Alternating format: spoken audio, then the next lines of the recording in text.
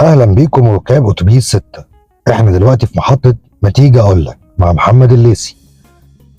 ما تيجي اقول لك في المحطة دي شوية حاجات عدت قدام عيني، شوية تجارب قابلتها في حياتي، يعني هنعتبرها مثلا تبادل خبرات بيننا وبين بعض. استنوني بعد الفاصل ونشوف هنقول ايه النهارده.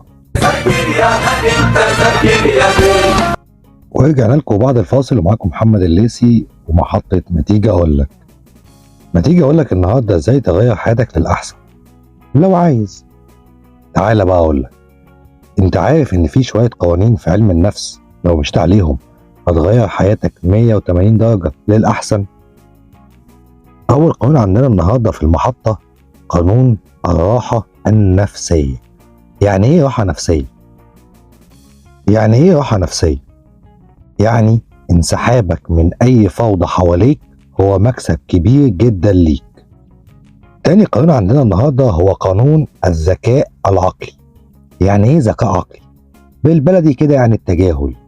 عارفين ليه التجاهل بقى احنا بنحسبه من الذكاء العقلي؟ علشان التجاهل بيرجع كل شخص لمكانه ولحجمه الطبيعي.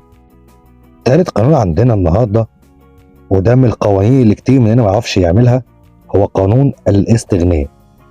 طبعا انا هنا ما اقصدش الاستغناء تبقى غني، يعني لا لا لا لا لا، اكيد مش ده قصدي. الاستغناء هنا يعني البعد. مش كل حاجه هتستغنى عنها هتبقى خساره ليك. في بعض الحاجات لما بتستغنى عنها بتبقى دايما البداية أحسن.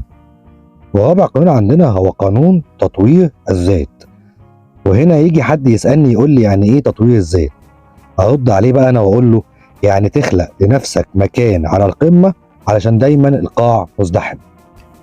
وعندنا بقى خامس قانون هو إنك تبقى مميز، قانون التميز. عايز تعرف إزاي تبقى متميز؟ تعال أنا أقول لك بقى، إنك تنجح وتنتج أفكار مبدعة ومختلفة، وكمان تبقى مثال ناجح لكل اللي حواليك. وهنا بقى هختم معاكم الحلقة النهاردة بالقانون السادس، وده بقى عم القوانين، هو قانون التحدي. والتحدي هنا لنفسك وللعواقب اللي هتواجهك، وكمان إنك تبني مكان بين الكبار ويعترفوا بيك. استنونا الحلقة الجاية عشان نكمل ونقول لكم بقية القوانين اللي ممكن تغير حياتكم. كان معكم محمد الليثي ومحطة ما تيجي أقول لك.